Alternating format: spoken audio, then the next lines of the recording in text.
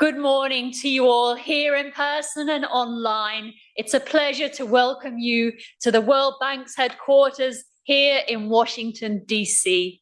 My name is Claire Jones. I'm the International Economy News Editor of the Financial Times, and I'm thrilled to welcome you here today to mark the launch of the inaugural edition of the Business Ready report. Business Ready, or Be Ready, is a landmark report which, through the use of quantitative methods, it aims to shed light on the corporate climate around the world. The aim is to improve economic outcomes not only for businesses, but for workers, consumers, and the natural environment. Today, we're going to delve into the complexities and challenges of promoting business reforms that create the conditions in which the private sector can thrive. We're looking at achieving that often elusive combination of conditions that will reduce poverty, advance shared prosperity, and speed up the transition to a low carbon economy.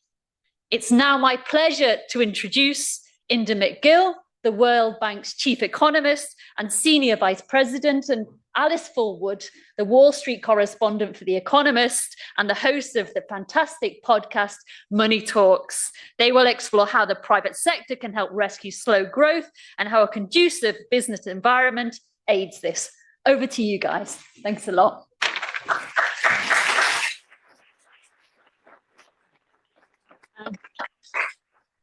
Thank you so much. And thank you to Claire for that lovely introduction.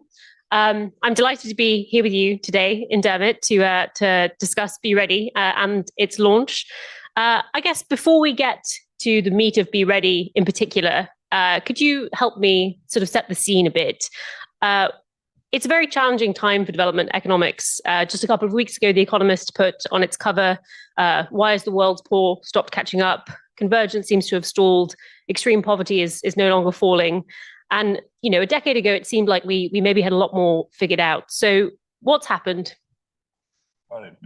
So first, thank you, Alice. And we are really grateful that you and Claire have traveled all this way to be with us today. So you may notice that, actually all of you may notice that Norman and I are both a little nervous today. And the reason is not that we have any doubts about the Be Ready report. We think that Valeria and her team have done a wonderful job. We have no doubts about the report.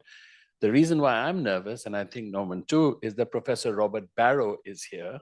And he is both Norman's teacher and mine. So I learned macroeconomics from him at the University of Chicago before he decided that the quality of students like me at Chicago was not good enough. And so he had to move to Harvard to get better students like Norman. But I am really happy to see Bob Barro here. A huge welcome to you from all of us here at the World Bank, Bob. So actually, so I do want to tell you that the Be Ready project, it's a big deal for us. And you know that we were doing the ease of doing business ratings and so on. And we stopped that about 3 years ago, in September 2021. So to answer your question now, you know, between that time and now, the world economy has gone to hell in a handbasket, essentially, right? I mean, essentially, advanced economies are doing less well than they did before the pandemic. Middle-income countries, many of them, other than a few exceptions like India and Indonesia, they're not doing particularly well either as compared to the thing. So everything is sort of settling to a lower growth equilibrium, essentially, than compared to before the pandemic. And by the way, that, Alice, was even lower than what had happened before the global financial crisis, right? So a step down, right? Both times. So, and what basically has happened, I think, is that governments have basically tanked their public finances, right? High levels of debt, very little fiscal space for public investment and so on. Consumers took up a little bit of that burden and actually spent so on. And that's kind of waning too now. So the only thing left is private investment.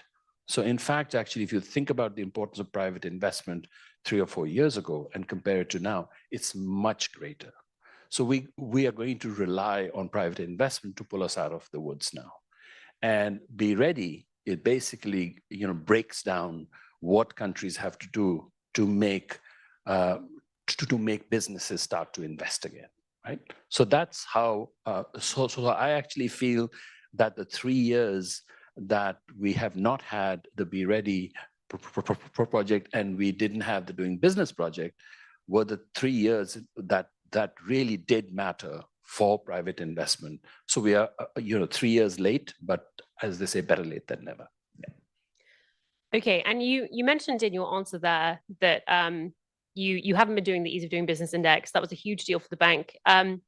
I mean, I recall I used to be, before I was a journalist, I used to be an economist in Southeast Asia, and I would sort of build these little tables of key economic indicators that I would show to investors. So economic growth, inflation, credit cycle metrics, and the Ease of Doing Business Index was always on those little scorecards.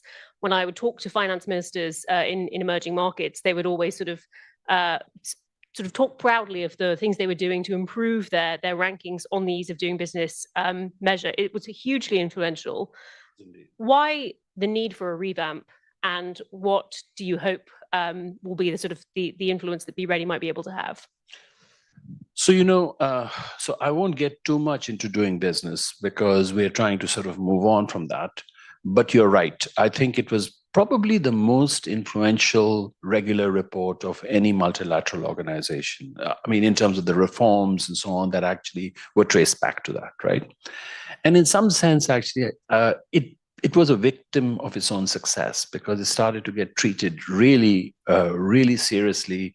You had governments of fairly large countries actually have a department for doing business, which was the whole aim of that exercise was to just improve their thing. And then we had a very shameful period here at the World Bank where we didn't actually look after that project well. We let it be compromised. So what we've done now is that we've come up with a really fantastic new report. And what it does is it's more balanced than the Ease of Doing Business. It's more representative. It's more transparent. And we think it's more constructive. Okay? So I'll just say a quick word on each one of these things. So in terms of the greater balance, first is that we've actually included environmental aspects, gender aspects, social standards, digital developments. So we've actually made it much more balanced. So we are talking about business regulations and so on from the viewpoint of societies rather than just businesses or just workers or anybody else. Second one, more representative. So those of the people who actually use doing business, they didn't fully appreciate the fact that this was supposed to be just for small and medium enterprises. It was not for all enterprises. So one of the things that we've done is that we've actually extended this now, not just to small, medium enterprise, but also large enterprises. So in some sense, this exercise is much more suited for the way doing business was interpreted, because it was interpreted as something for the entire business sector. Now it is, right? The other thing is that back then, what we did was we used to survey experts in one city in most countries and 2 cities in countries that had more than 100 million people.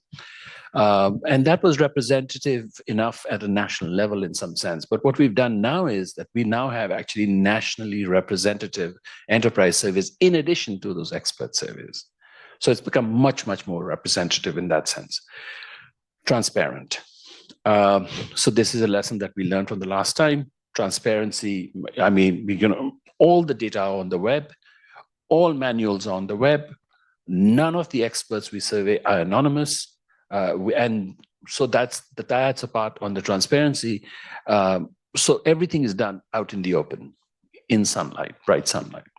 But now what we've also done is that we've also strengthened internal integrity mechanisms, and all of that stuff is on the web too. More constructive. So, we've tried to make this a little less zero-sum-ish in the sense that we don't want to encourage unhealthy competition between countries or between parties within countries in the sense of exploiting a particular weakness of the ruling party, etc. Right? And the other thing, of course, is that we actually want to discourage gamesmanship. So the whole idea here is not to think. So the way that the report is presented, the way that it's designed, the way that it's executed, the data that we rely on, everything has changed. This is a brand new report. Okay, so at the beginning you talked about the sort of the need for private investment to sort of step up to achieve To save the world. so to save the world. Yes, very low hanging fruit goal. And we've heard a bit about how Be Ready works and what it's intended to do. I guess, how do you hope that Be Ready will help you achieve that sort of first goal of stoking private investment and helping it to save the world? So I guess the broadest way to think about this, Alice, is to sort of say, okay, what is it that we are asking what is it that we are asking governments to do? I mean, essentially what we are saying is to create a better environment for business, right? So now that's an easier thing to say than to actually do. So what we are trying to do with this report is break that down into 1,000 indicators per country, based on 2,000 data points for each country, right? And so what we are trying to do is that actually help governments to break this problem of improving the conditions for business into manageable pieces, right?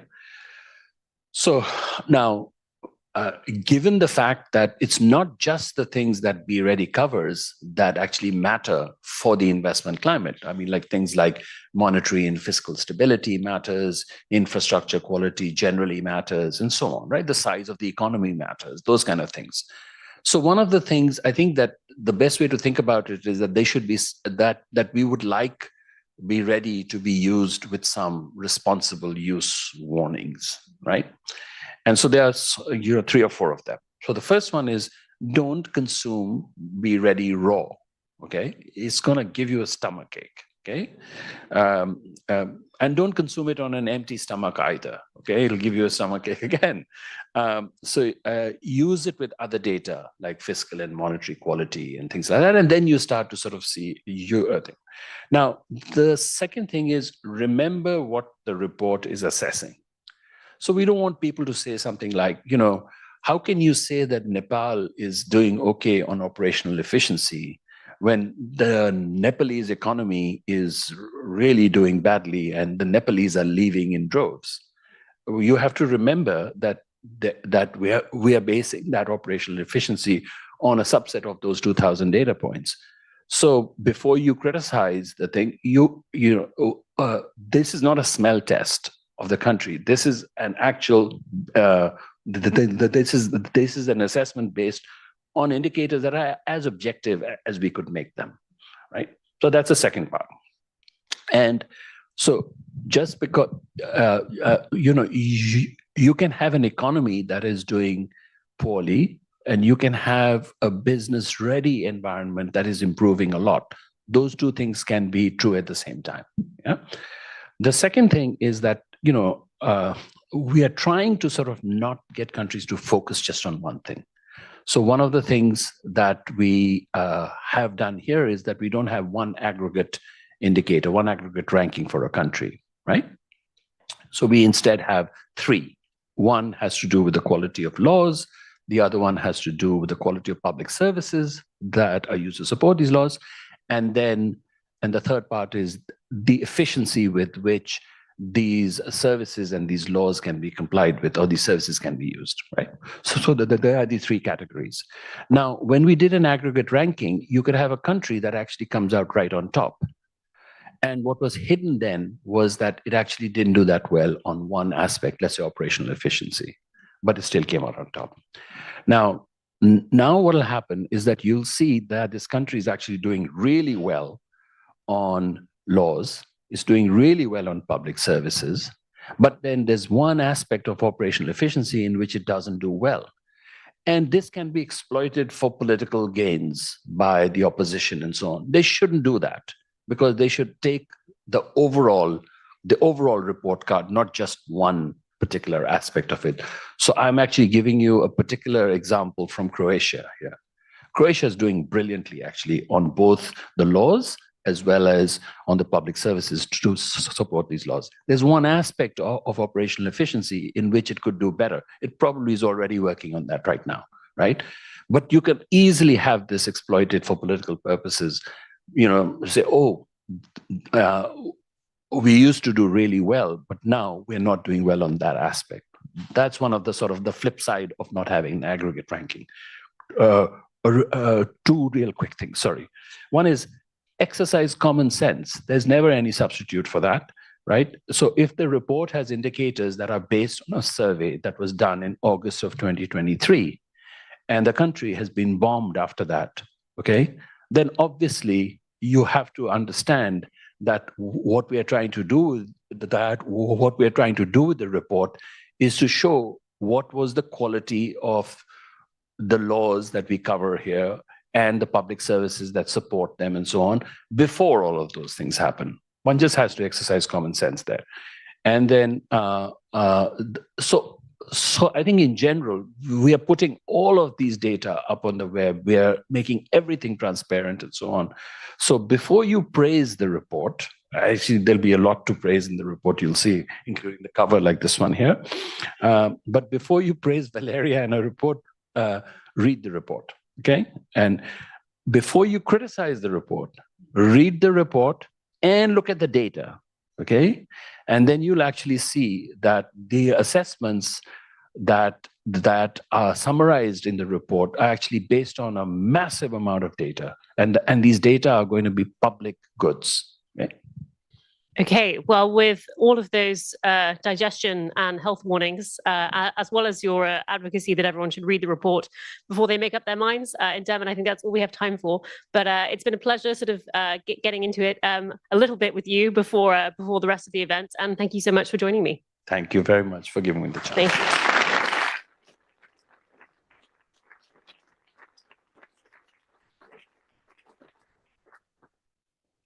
Thank you, Indamit and Alice, for that very thorough user's guide into the new report and quite an honest reflection on some of the failings of its predecessor.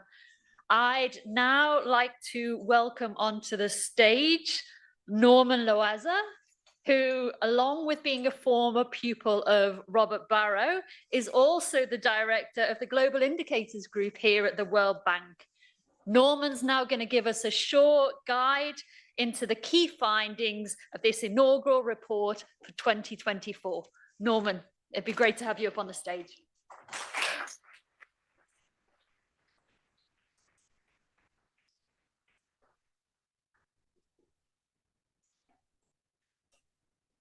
Thank you very much, Claire, and good morning, everyone. No country has been able to develop without sustained economic growth. And with economic growth comes opportunities and transformation, opportunities for workers and for entrepreneurs. There is indeed great need for economic growth. For middle-income economies that have 75% of the population and 2/3 of the world extreme poor, the need for growth is large. In fact, in order to escape the middle-income trap, they will need to grow at a rate of 5% of per capita GDP growth in the foreseeable future. The need for growth in low-income economies is even larger. For example, for sub-Saharan African economies, in order to escape and eliminate extreme poverty over the next decade, they need to grow at an average of 9% per year. Now, the key for economic growth is a vibrant private sector. To be sure, the private sector is already an economic giant. In fact, it employs 90% of workers, produces 70% of output, 75% of investment, and it provides 80% of government revenues. But oftentimes, the private sector is stagnant. It is like a sleeping giant. So how do we wake up this sleeping giant? The private sector can indeed be an engine of growth. It can be an engine of growth if the business environment conditions are favorable, meaning that if barriers are brought down and enablers are put in. In this way, the private sector can become large, complicated, sophisticated, dynamic, providing all the opportunities that are needed for workers and for entrepreneurs. So the question then comes, what makes for an enabling business environment? And this is the question that we want to address in this report. So Business Ready 2024 is the report that we are launching today, is the first installment of a series of 3 reports that will be the full rollout of this project that by 2026 will give us an assessment of the business environment for nearly all economies around the world. So this report, the 2024 edition, gives us an assessment of 50 economies that represent different regions around the world and also different economic levels. The report is divided into topics that follow the life cycle of the firm: business entry, business location, utility services, labor, financial services, dispute resolution, taxation, international trade, market competition, and business insolvency. Maybe life cycle actually is a good term here, because life cycle it's a term that evokes firm renewal. It evokes innovation and also creative destruction. Without these elements, you cannot have a dynamic private sector. We also have pillars, the 3 pillars that in the meet referred to: the regulatory framework, that is the set of rules and regulations that firms must follow as they open, expand, operate, and maybe close a business. Public services are the facilities that support compliance of regulations, and also the infrastructure and the institutions that enable business activities. And operational efficiency measures the ease of compliance with regulations, as well as the effectiveness of these public services. Here, we provide some examples to ground a bit these concepts. The first example is taken from business entry. The second example is taken from business location. And the third is from dispute resolutions. Now, let me tell you briefly about something that I believe is important in terms of understanding this structure. This structure creates a new paradigm for government's positive role in the economy. The role that the government can play is very well defined in this case, because the government can support this vibrant business environment by setting up high-quality regulations, by providing well-designed public services, and also by ensuring that these regulations and these public services are not just left on paper, but also put in practice. We have 2 data sources. We have expert questionnaires, and we have enterprise surveys. So this is the first time that we take into account the views from both experts that are very familiar with the business environment and with the firms directly who must have these operations on a daily basis.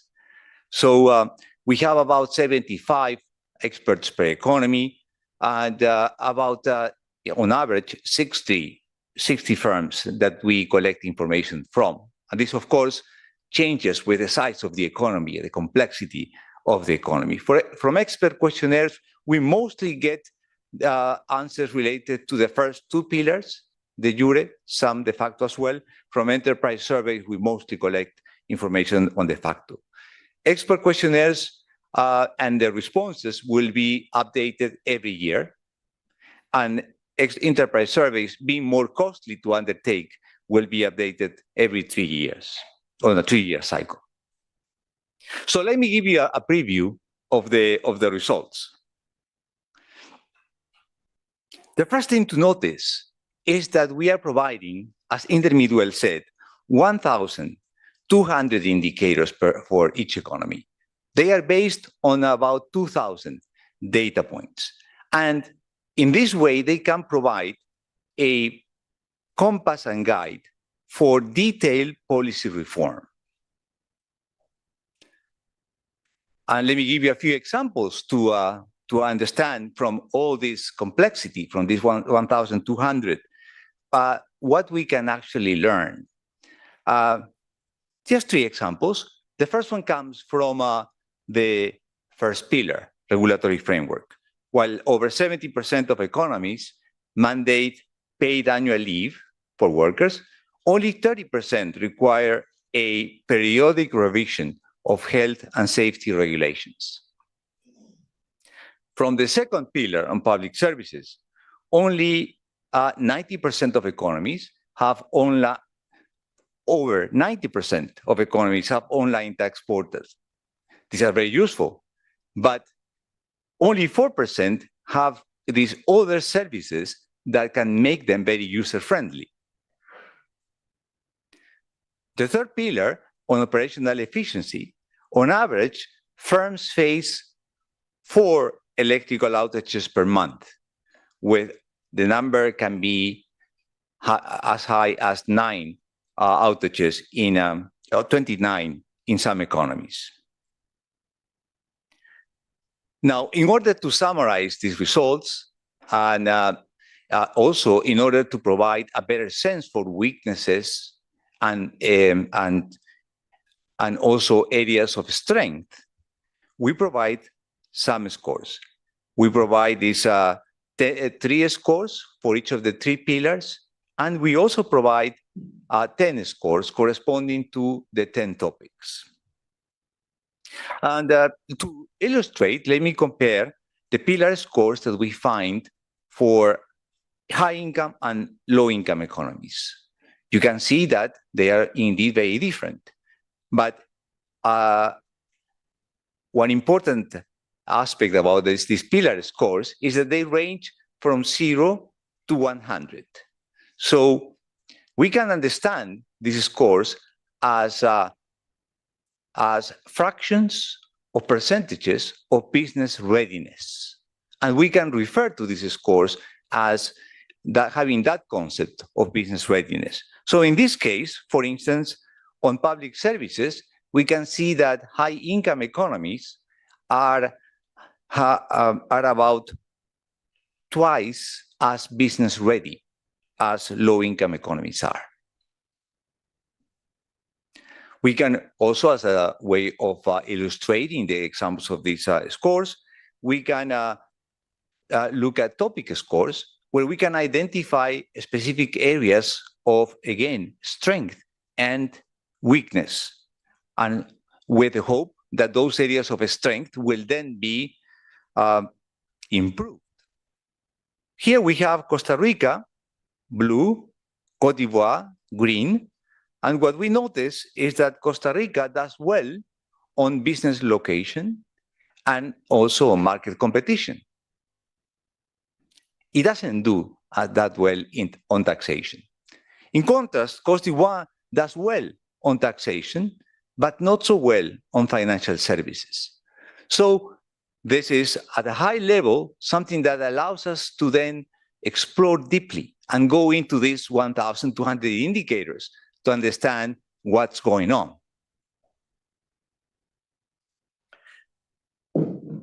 Now, I have told you about the structure and also about what we present in terms of quantitative measures.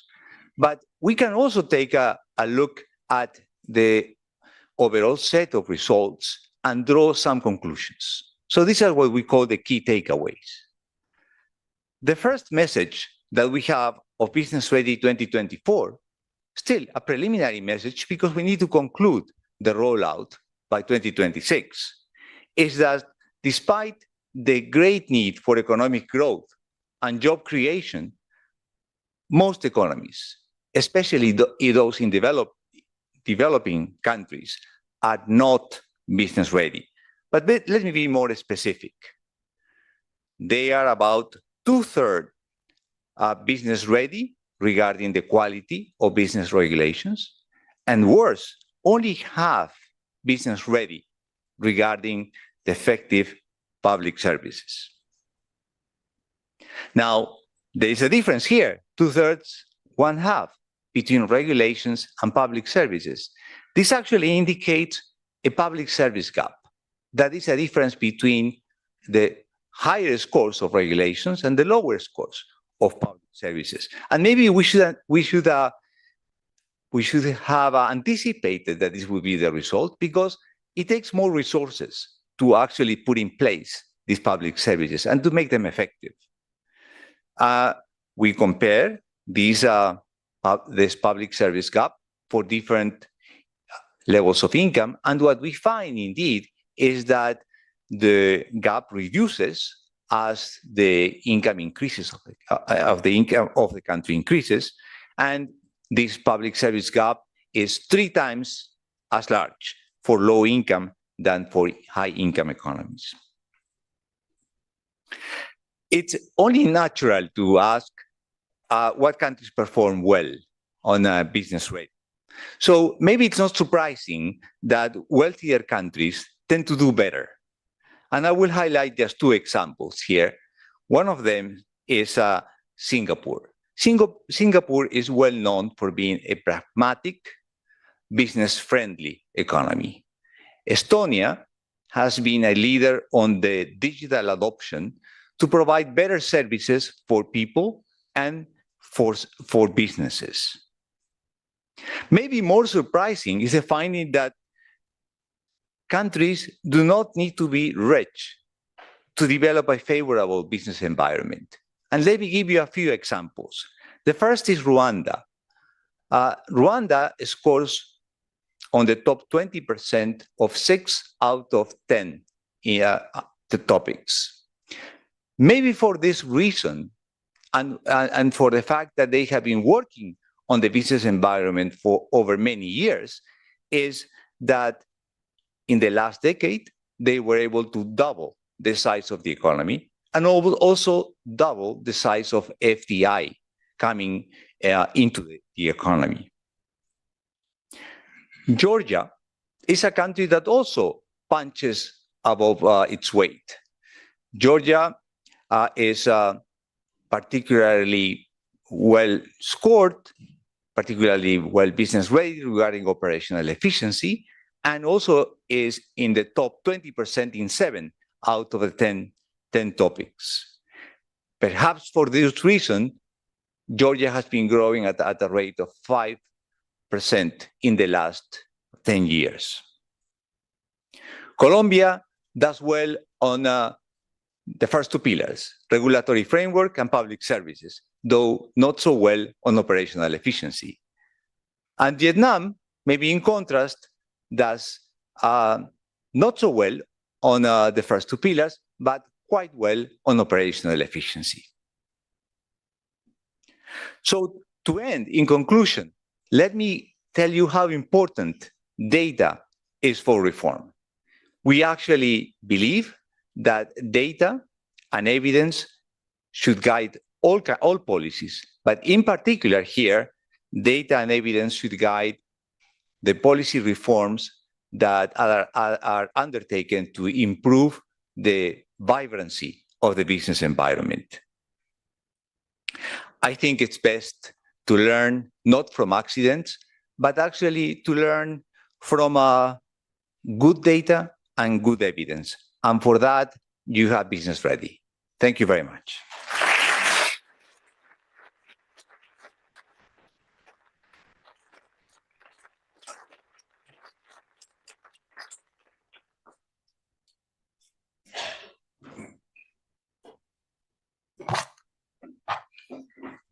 Thank you, Norman, for that very insightful overview.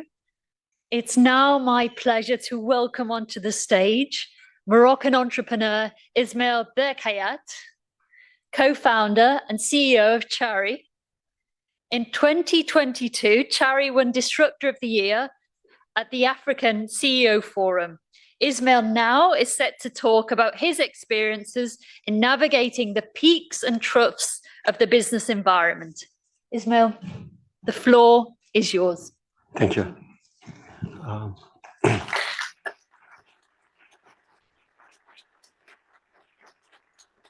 Yeah. So I have a microphone. I will be using the stage, and it's a pleasure and an honor not only to represent the entrepreneurs of Morocco, but also entrepreneurs from Africa and from all developing countries. So Norman asked me to be candid and genuine. So I'll be sharing with you a personal experience. I'm born and raised in Morocco, and after high school, I went to Europe for my undergrads. When I got my degree, I started interviewing for jobs. And of course, when you ask for a job, one of the questions you are asked are, what's your plans? What's your career path? How do you see yourself in 5 years? And like Norman asked me, back at that time, I was also genuine and candid. And I only said that my ambition was to get some expertise, some experience, and then go back to my country to become an entrepreneur. And guess what? I wasn't getting the jobs. And the reason is I wasn't credible. Put yourself in the shoes of the interviewers.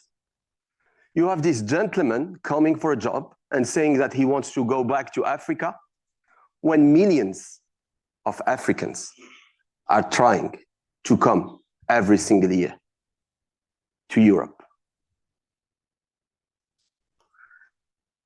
So reality is these guys were only wondering how difficult it is to be an entrepreneur in our geographies. And the reality is it is very difficult. And let me share with you only a few examples. First, market sizing. If you take the 54 markets and countries of Africa, their GDP is smaller than California only, right? So when you build the service, you will find more clients in one neighborhood of Palo Alto than in a whole country of Africa. Think of it. Fundraising. I am a startupper. Building a startup is not easy. You need to raise funding because usually the first years you are not profitable. And in order to raise funding, you need to meet with people who would understand what you do. Unfortunately, we don't have that many VCs in our geographies. And business angels don't have the right mindset. When you ask for a check, they ask you for 50% of your company. So you need to speak with foreign VCs. And when you speak with foreign VCs, believe me, you spend more time explaining your market than explaining your business. I remember this VC who, after 10 minutes of explaining what my company was doing, he asked, how is the Prince of Monaco doing? Prince of Monaco? Morocco is in North Africa. Thank God, in the meantime, we made it to the semi-final of the World Cup. We are organizing the World Cup in 2030, and I don't need any more to explain where Morocco is. But you have also many other issues, including regulatory. Not everything is digitized. Everything takes more time, including trust. People don't necessarily believe in startups. And they are right. 9 startups out of 10 end up dying. So when you are a big company, why would you take a risk by giving a contract to a startup that may end up dying, right? Chicken and egg problem. And you have to fight against this. Norman, you spoke about infrastructure. Yes, there are issues with infrastructure. Myself, I run an e-commerce company. Very difficult to deliver parcels to people when the addresses in your country are not very precise. I suggest you try to leave a parcel in front of a door, like I have seen here with Amazon. Try to come back 10 minutes later and check if your parcel is still there. Think of issues with financial inclusion. People don't have necessarily payment cards like here to pay online. So they ask for cash on delivery. But when you are not paid in advance, your return rate as an e-commerce company goes up because the people haven't paid you. And when they receive the goods, half of the time they want to return them. Plus the logistics, plus the roads, plus the cost of the gas, and so on, and so on. So my interviewers were right not to believe me when I was saying that I wanted to go back to my country. And I wasn't credible, but I did. 10 years ago, I came back to Morocco. And you know, like everyone here, I have this little voice, what I call myself my mental cinema. You know, I'm sure you all have your voice and your own cinema. When you're an entrepreneur, the same day within this cinema, you can have love money and horror movies. Love movies, horror movies, the same day. And you keep asking yourself, what would have been my life if I had stayed in Europe, in the US? And it's difficult to live with it. But I'm happy to be here today because with hindsight, if I had to choose again,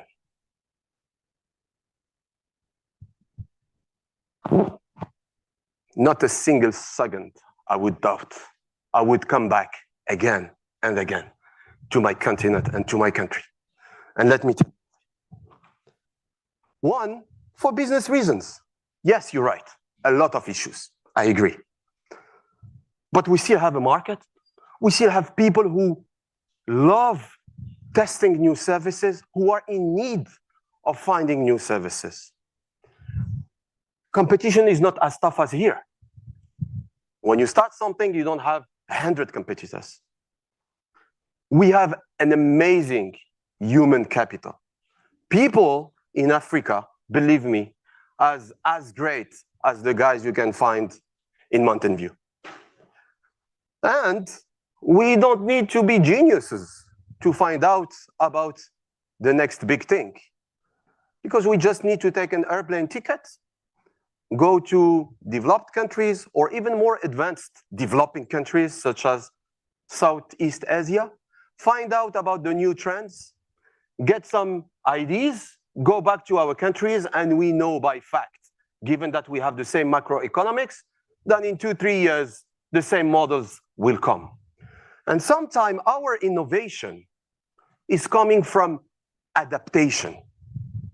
And when you are a person that is ambitious and that wants to work hard, there is no reasons on earth not to succeed in a developing market. But business is not everything, right? Sometimes we hear that the successful entrepreneurs are those who raise a lot of money, have a company that is valued above $1 billion, are building unicorns. But to me, that's not the most important part. Of course, you need to have a decent life and make a good company. But these developing countries give you something that money can't buy. Remember the advertisement of MasterCard? There are some things that are priceless. And developing countries give you these priceless things. And let me tell you what they are. One, feeling that you are having a real impact, that you are improving lives of people like you who grew up in the same mother countries, people who need you to come back and help and improve their daily lives. Not only you create jobs, but you bring services that improve daily lives and make people feel that they want to stay in your country and not leave and go abroad. When you are having impact, there is this self-esteem energy that tells you you are on earth for a reason. And even though your GDP is 50 times lower than the one of California, the energy you are getting in the morning is just amazing. So yes, indeed, being an entrepreneur in Africa has ups and downs. Yes, indeed, Norman, being an entrepreneur, you have to go through all the problems we've seen earlier. But what is happiness? It's not necessary achieving your goals. It's sometimes just enjoying the path towards trying to achieve your goals and making the most of your daily life by being next to people for whom you count, by being next to people who are like you, by trying to making your country be better for your kids. That's, to me, the real definition of happiness. When you get the blessing from your parents, from your mom, from your father, from your siblings, from your friends, from your society. So I will conclude with this. Again, it's an honor to be here. And if I had to leave with one message, I would send it to all these amazing young people coming from Southeast Asia, from South America, from Africa, who got lucky to end up studying in the best universities in Europe, in the US, and who are today wondering if they should go back to their countries or stay where they are. Of course, it seems easier to stay in Europe and in the US. Life is amazing here. But again, there are some things that are priceless. Your countries need you. What we've seen today is how to become business ready. And developing countries are an inflection point.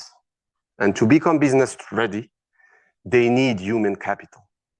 And you guys are the human capital. So please come and help developing countries become better places to live in.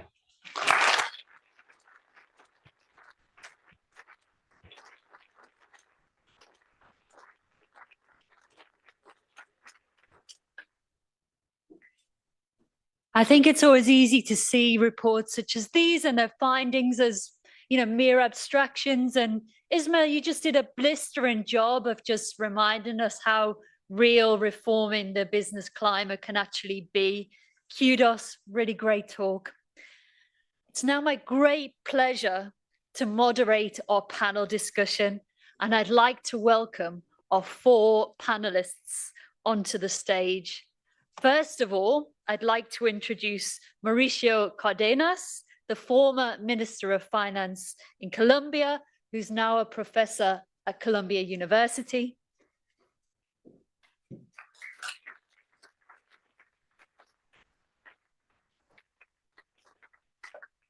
I'd also like to welcome onto the stage John Denton, the the Secretary General of the International Chamber of Commerce. John, pleasure to have you here. Next, it's my pleasure to introduce Francis Gatare, CEO of the Rwanda Development Board.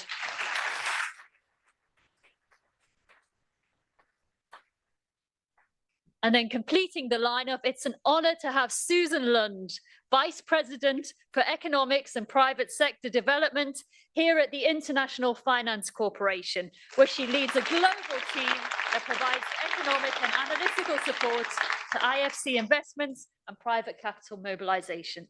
Thanks a lot.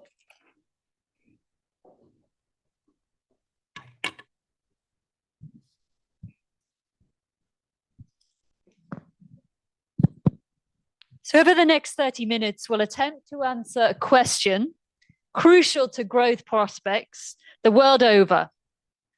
What reforms are needed to improve the business environment? The Business Ready report marks a decisive shift from focusing solely on what governments can do for businesses to providing a more balanced, holistic view, considering what can businesses do for the overall good of society. It introduces a comprehensive analytical framework that goes beyond the ease of doing business report to include quality of regulations and the public services necessary to also lead to reforms in areas such as climate change. I'd like to begin by asking the first question to Mauricio. You reviewed the Business Ready report's predecessor, the Doing Business report, in 2021. Are you satisfied that the new report takes into account the recommendations you put forward? Well, first of all, thanks, Claire.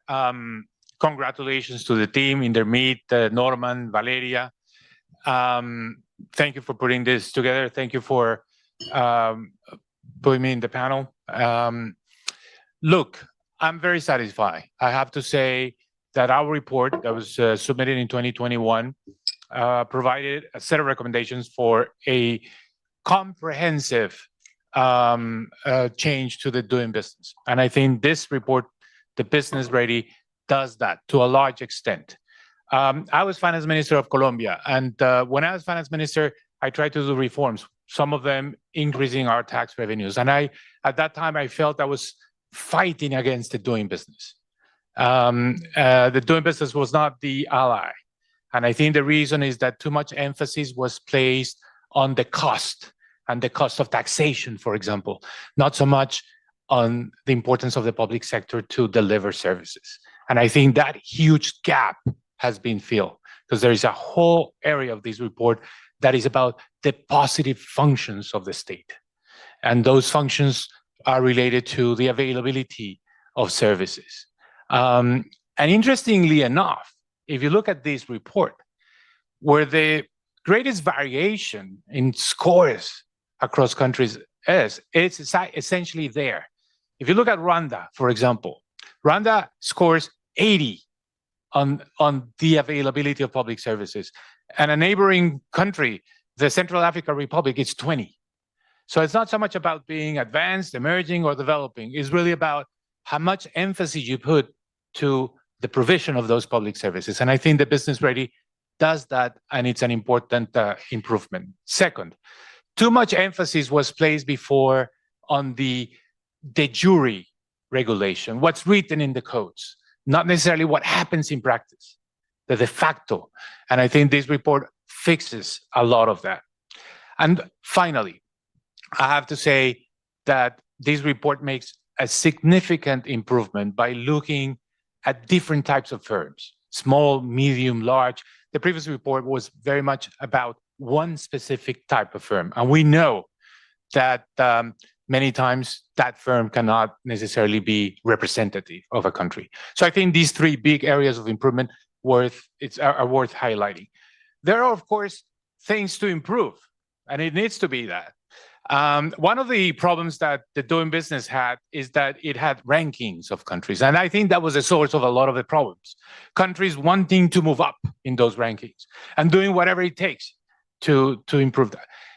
This report basically does not use country rankings and one kind of like overall score, but it does use numbers, and it does provide scores according to the pillars. It's not one score per country, but still that is there.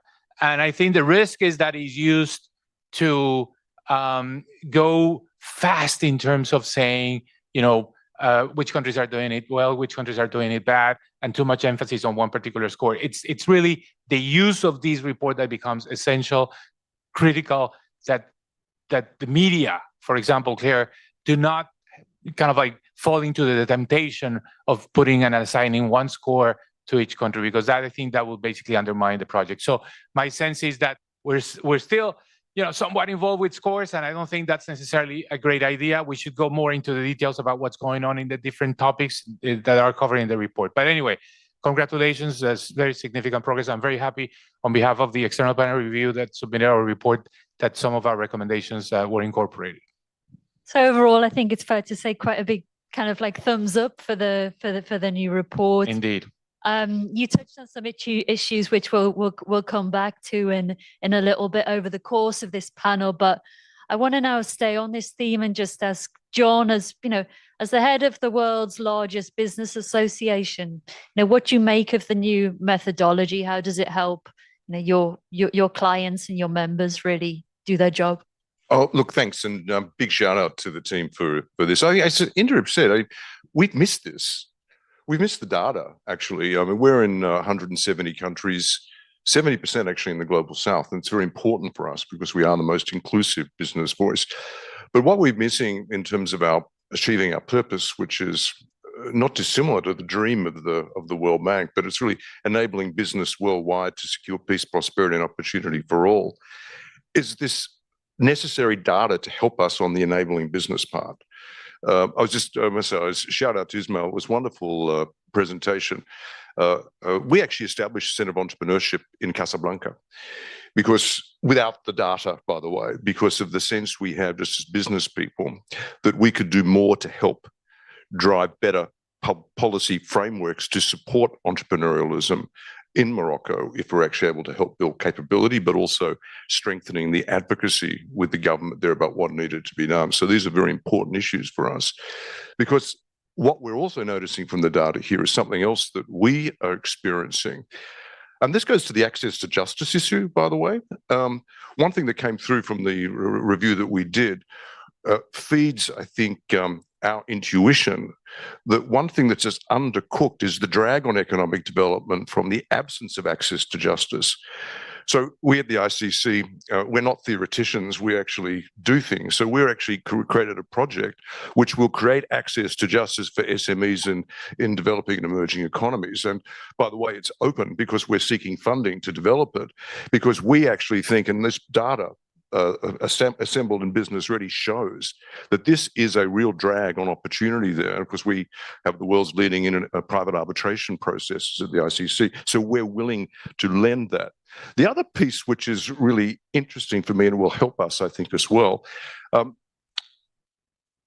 you talked about the challenge for countries to get 9% growth to move forward, and we put in place some of those elements. One bit that we think is really important, and this will be supported, I think, by the data, particularly on international trade, is that job will be even harder if we continue to experience a degradation of the multilateral trading system. We've actually just done a very important economic study that shows that the continued degradation will lead to a 40% drop in trade flows in Africa, 40% in South Asia, 25% in Latin America. I say that because at the same time as we go out, become business ready, we also need to make certain that the global frameworks that actually can enable development, like multilateral trading systems, stay in place. And we also need to look at other frameworks. So I'm finding that one of the opportunities here will be to use this data to advance advocacy, to support development opportunities and support business. So on that basis, we have missed it. I think we're a little naive to think it won't be used for competition between states and within states, etc. How we guard against that will be important. But at the same time, competition can also be good. I'm in the private sector and we actually like it. Thanks a lot. And I think, it kind of harkens back to what Indra was saying about the importance of, not reading the report on an empty stomach, about how there's lots going on with regard to trade flows and so on at the moment. And, the report could help advance the case of, as you say, of competition and healthy business practices. Francis, I'd now like to turn to you. Rwanda's done very well in several categories in the report. So what comes next? What are the next steps if you want to achieve these sorts of ambitious targets, the 9% growth and so on? What are the next steps? Thank you. We want to congratulate the World Bank for the launch of the inaugural Be Ready report, and we are really honored to be here as Rwanda to participate in this event. Rwanda has been engaged in sort of Be Ready journey now for over 2 decades, but was always based on a domestic vision, a national vision for a development model that puts private capital at the center of our economy. We realized early on that government is important, but is inadequate to cause development to happen. So while we didn't know how to catalyze private sector, we had to start learning and understand how to do it. And so the predecessor to Be Ready, the Doing Business report, was very important for us in providing the kind of benchmarking that we could see how the best global reformers actually do it. And it provided a learning platform for us to continue to see what kind of ambitious reforms we could possibly engage in year after year on a sustained basis. Since 2003 until last year, 2023, over a 20-year period, we have seen private capital contribute to the growth of our economy, growing 14x. That's 14 times our GDP. We have seen the personal incomes grow on a compounded average growth rate of over 11%. Yeah, and we are seeing that continue to be the kind of impact to our economy thanks to the growth of private capital in our economy. And so for us, every year we continue to have a large menu of reforms, and continues to be the case. In fact, over the last 3 years since the Doing Business report was discontinued, we continue to do our own reforms in the country, and that's reflecting what you are seeing today in the results of the Be Ready report that is launched here today. We think that business reforms are based on 3 things. One is, very early on, our country realized that we have got to create a framework for dialogue between private and public sector, because sometimes businesses can, have some zero-sum tendencies until when a platform is created to discuss the national priorities. So in our country, Rwanda, the private sector and public sector have a platform to discuss. And so reforms are practical, pragmatic, but when there are excesses tending towards zero-sum ambitions, they are also pointed out. 2, sometimes it can seem like there are short-term losers and winners. And so it's always discussed so that we can see the big picture, the long-term gains that everyone as a stakeholder can then benefit from. 3, sometimes context changes. What is impossible and seems difficult to change at any one moment, a year, 2 years down the road, all of a sudden becomes practically possible. And so having a long-term view to business reforms has been very important for us in biting what we can chew, but at the same time, keeping the ambition and the bar very high. Our peers are global reformers, so global reports like these are very important, because then we can begin to imagine what we could be like if we could just change certain things that some of the best reformers have been able to do. So keeping an eye on what the best in the world are able to do helps us to develop the kind of ambition that you are seeing reflected in the reports here today. So we welcome the Be Ready report. We commit to continue to be an active participant, and we think that it's going to bring the needed momentum for the next generation of business reforms in our country. Lastly, I should say that by focusing on some of these reforms, we can actually begin to be pace setters. Rwanda has been unilateral in setting some of the ambitious reforms. Some people in the room here might not know that Rwanda actually is probably the only country in the world today where any citizen in the world can walk into the country without requiring a visa. Yeah, you get a stamp on arrival. if you require a visa for reciprocal diplomatic reasons, you still don't have to go to the embassy to get it. You get it at the airport in Kigali when you arrive. That was a pace setter that many countries are beginning to adopt because we realized early on that these kind of reforms can actually be useful for promoting business. Thank you. Thanks a lot for that. And I think bringing out some of that competitive element that the report may still foster there in your response. Let's now turn to Susan. I mean, this has been covered a little bit by Francis in his remarks, but also by the report where, you can have regulation of the highest quality, but there may be a gap between what the rules look like and their implementation. How do you think Business Ready really manages to close that gap to ensure not only effective rulemaking, but effective implementation? Thank you.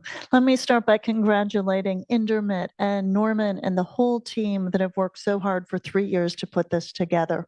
It's a fantastic report, and it's going to be so important and useful in so many ways. So one of the innovations, of course, is that this version of the report actually looks at how businesses are experiencing the regulatory environment, not just the laws on the books. IFC, for those of you who don't know, is the private sector arm of the World Bank Group. We invest debt and equity in companies across emerging markets around the world. And we see it all the time, that the uneven application of a very good law can make the difference between a company that can actually thrive or go out of business. I'll give you one example from an unnamed African country. In the mining sector, an owner was on flying to London to get financing to sign a deal. By the time he got there, found out the license had been revoked by the government. So this is not only obviously bad for that particular business, but it sends the wrong signal. So the fact that you have enterprise surveys, expert surveys that focus on how businesses experience the environment is really important. It's also important because countries that even have the best laws on the books, when you have too many, it can be too much. So it's like barnacles on a ship. And you add one law and another, and this ends up in another unnamed country, a hotel owner with a conference center every year has to renew 200 licenses at a total cost of about $200,000. So that makes it very, very difficult to do business. So I think that this shift to focusing on the de facto experience of businesses is critical. But I'll also say that the granularity of this report is really tremendous. I like that Indermit said, don't eat this report on an empty stomach. You need to digest what's here. There are 1,200 indicators per country. But this is very useful because no country has an overall good business environment or a bad business environment. I spent most of my career in the private sector. I joined IFC 3 years ago. And let me tell you, and John will agree, companies in the US, across Europe, possibly even Singapore, maybe not Singapore, will say that the business environment is terrible and they don't like the regulations, the tax regime, the public services. So I think that what this report does is it allows both investors and governments to focus on what are the changes you need to make based on where you want to go. So the fact is, business is happening, even in the countries, the low-income countries that have, the weakest scores. There are companies doing business, but if the road infrastructure is terrible, it doesn't matter if you're a digital company.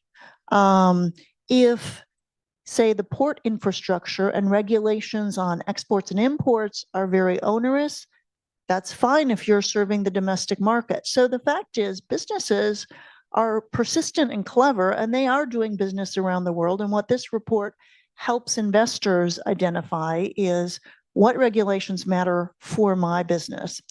But it also helps governments. So as governments think about developing the private sector, that's a very broad statement.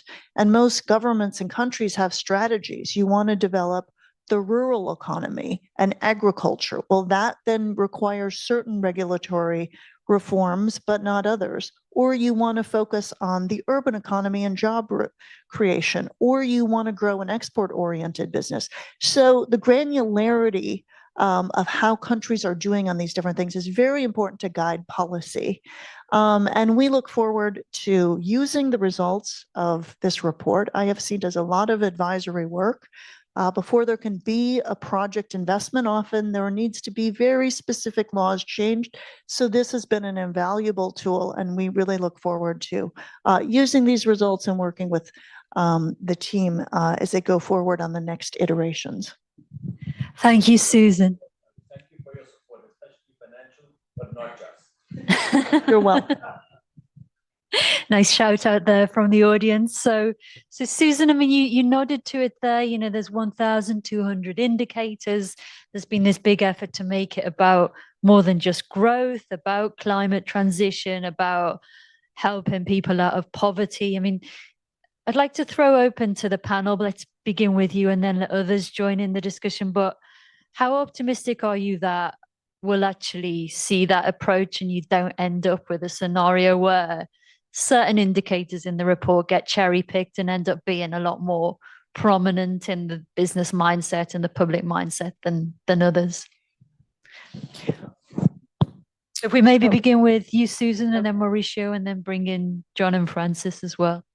Well, I'm an optimist by nature, or I wouldn't be in this room and in this business. So I think that we are seeing changes, and we're seeing changes real time. I mean, you brought up climate change. So many countries, even though we talk about the private sector getting involved in the energy transition, they're not allowed to, right? They either need to sell to a bankrupt state utility or can't operate at all in generation. We're seeing changes real time happen as governments realize, okay, we need to allow independent power producers. And then now even private distribution, and the latest is private participation in the transmission grids that need to be vastly upgraded and expanded. So I think that we are seeing movement in many, many countries as different priorities come to bear. And there's an important demonstration effect that Francis talked about, that when you see one country has done something, neighbors can say, oh, maybe I should do that too. So I think that this report will be very helpful for that. Well, I think that this report, the Be Ready report, should change the dynamic in the way this type of reports is used. The previous report was a race to the bottom.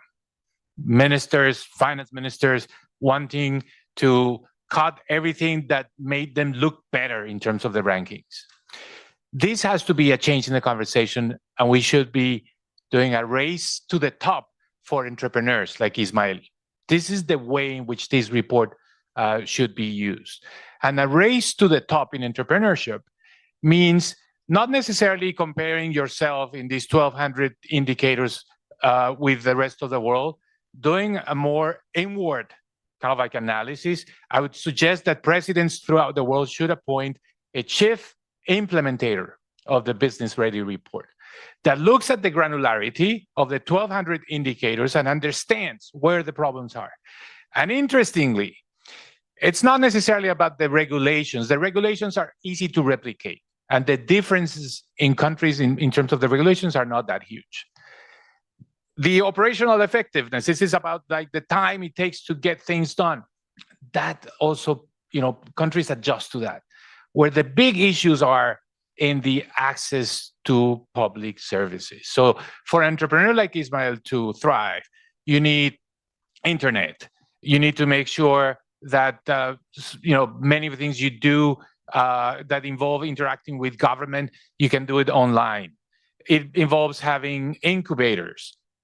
So all those things are really what's crucial. And I would say that if those aspects of this report get highlighted by the governments and understand what they need to do, I think we're going to have more entrepreneurship, and we're going to hopefully forget about this idea of the race to the bottom and improving your rankings just by cutting taxes or doing things that at the end of the day are not necessarily what's going to help you grow faster. It's pretty optimistic there. I mean, John, would you share the optimism, or do you think it is going to? Well, I'm suddenly optimistic on the worst of days. But just all of that plus, I mean, what we don't want to see is a new bureaucracy established in order to deliver this. And I don't think that's what you're suggesting, because what governments are good at, we see from this report, are more regulations, not necessarily on operationalization. What I mentioned before, I actually am very optimistic coming out of this report. It's for systems changes. That's why I focus a little bit on that access to justice issue. On digitization, there are simply practical things. I mean, I'll throw something out to you. 98% of bills of lading are still paper-based. Extraordinary, 2024. One of my commitments is to take trade from analog to digital. So we did the work. And why is that? Why are they still paper-based? It's not because people are lazy. It's because there's been no reform of legal systems to recognize electronic transferable records. So we've actually done that. Now, I think this report will be helpful in a practical way of advancing that cause, which is to effectively lower the costs of trading and increase efficiency and democratize access to it. Because this will provide another lever to argue that. It's because, not because governments don't know it, it's actually because there's no political emphasis on it. And I've discussed this in Africa, in Accra, with Mwamkeli Mina about what we need to do with the African Continental Free Trade Area. And he says, help us. Everyone knows this needs to happen, but we can't get political attention to it. So this is a very useful tool to deliver that. I have more to say on other practical things that will come out of this, particularly on access to finance, but maybe if we have time for another round, we might do it. Well, we shall. We're going to keep the final round very short and sharp. But first, I'd like to bring Francis in. Like, how does this really change the dynamic of you and your discussion with your stakeholders in government and the private sector? I mean, what does Business Ready do that its predecessor didn't do in this regard? Two parts. One is the scope of indicators and the different measurements and data points that are considered in the report here, suggests that there is always going to be something you have to improve on. There is always going to be extra improvement, even in where you are doing seemingly so well. And I think that's very important because it gives governments and partner private sector companies to always be critical on what else can be achieved rather than imagining that you have arrived. I think by taking the country ranking out of it, it signals that there is no country that can think they have achieved the panacea reforms and standards that are ideal for private sector development, but rather will always continue to improve and have something we can work on. The second is integrating the feedback loop from the private sector. It empowers private actors, businesses, actually to participate in this exercise as well. So that's very important as well, because now no government or institutions of government can feel that by having the laws and regulations and right policies in place, we can celebrate, because implementing them, the operational efficiencies of our institutions, the speed, the cost, the way we receive our clients, all these things will become factors into how business readiness, our respective destinations will be. So yes, this gives me a lot of optimism and feeling that there's a new momentum into this methodology that will keep us all busy for a while. Thank you. So thanks very much. So, so much effort has been made to be, to be all encompassing. I'm now going to be, for the interest of time, tremendously reductive and ask you all to sum up this panel with your one key takeaway that you'd like people to have from the report. If we start with John and then go down to Mauricio, then that would be fantastic. For me, the takeaway, by the way, we want to use is the transparency and the data. And we want to use that to create real change in economies. And we also understand that it's not just in the gift of the economies themselves. There are other reforms that need to be made for access to finance. Macroprudential regulation is anachronistic the way it operates, and a lot of the discretion that's applied is actually no longer appropriate to deliver what's necessary here. Thank you. Francis? It is important to realize that no matter how good the methodology of any report can be, it will never be enough. The reforms will always have to be at the domestic national level.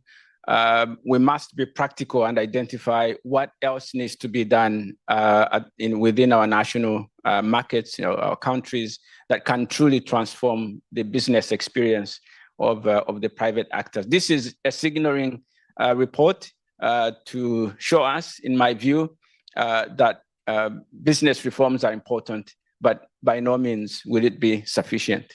Thank you. My takeaway is that the implementation matters, but also the specificity. So it depends on where a country wants to go as to what it should focus on first. But this report really gives a very broad overview, and not only of regulations, but of the operational efficiency of having to run a business, as well as the public services and public investments that are needed to complement the private sector. So I think the breadth of what this report really sheds light on is going to be extremely useful.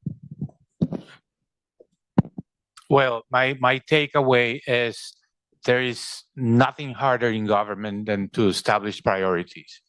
And this report should help governments understand where the emphasis should be placed. But when everything is important, nothing is important. So this could be a great tool to help countries understand, identify what are the areas where they need to improve. Second point is not takeaway, it's more a recommendation. I think the World Bank should not use this for any other purpose. It's just to let countries see where they are, understand the areas that they need to improve. Don't use this for lending. Don't use this to establish whether a country should be more eligible or less eligible to a loan. This will undermine the credibility of these projects. And finally, keep changing. This report needs upgrades, needs improvements. If there's one area I could suggest, these cross-cutting issues like gender, the environment, digital access, I think they're still kind of like there because there is a constituency that wants those things, but you still have to digest a bit more what you want from the business ready in terms of like ensuring that we have more gender equality, that we have a faster energy transition, and that we close the digital divide. Still think about how to use those indicators in a way that can actually influence decisions in those three cutting-edge areas. So thank you so much to our panelists there for providing so much kind of like so many notes of optimism, but also a sense of perhaps some of the limits to this exercise too. You've really managed to cram an awful lot into a very short space of time. Thank you very much.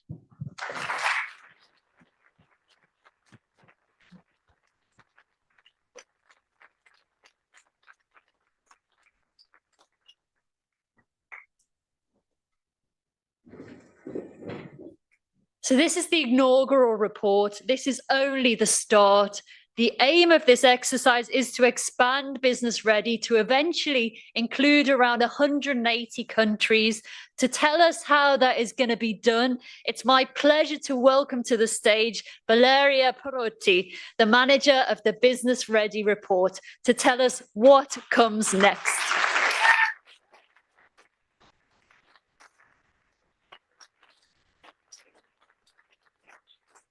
Thank you, Claire. Good morning, everyone. I want to thank our distinguished panelists for their thoughtful insights on how Be Ready data can help countries around the world progress in their path towards a better business environment. Today, we've heard compelling stories and interesting facts, and we learned a lot from the first 50 economies included in Be Ready. I want to thank the thousands of experts and firms who have shared their knowledge and experience with us, making our data collection possible. We hope to count on their collaboration again for future editions. And I also want to thank our senior management, and in particular, Indermit and Norman for their vision and their support. The most heartfelt thank you goes to the Be Ready team for their exceptional professionalism, their persistent dedication, and their passion for private sector development.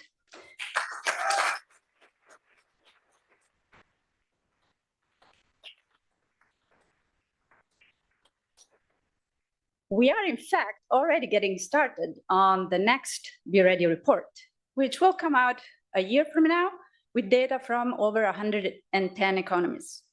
With the third report in 2026, we will reach full coverage of over 180 economies, so stay tuned. As for the first edition, we will actively engage with experts and stakeholders to disseminate the methodology and to seek feedback that can help us improve in these first 3 years. Governments have been invited to nominate experts that will provide inputs to our data validation process. We also engage with public officials in technical meetings, and we will be offering virtual workshops that will be recorded and published on our website.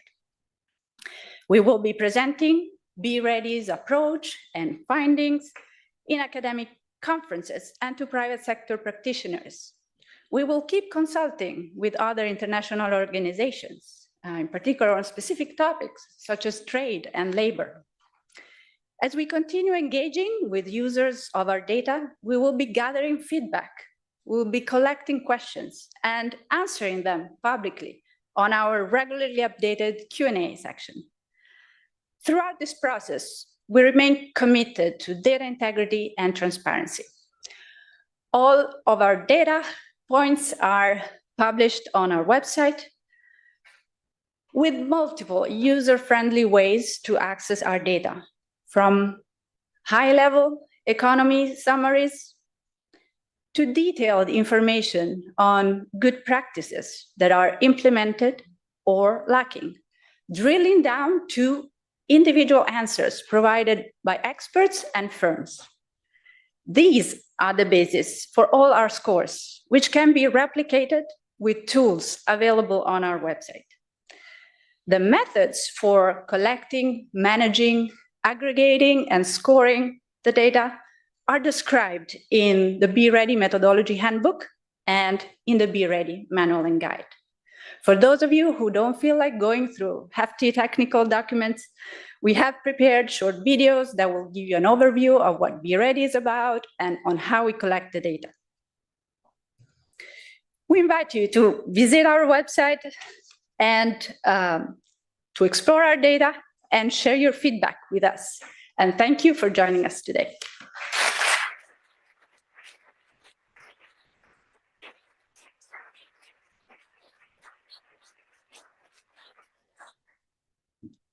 So I'd like to bring this event to a close by just giving the sincerest gratitude to both the speakers and the panelists for all your hard work today. The contributions have been invaluable. I'd also like to thank you, the audience here in the room and also online, for your participation. On behalf of the World Bank Group, thank you and goodbye.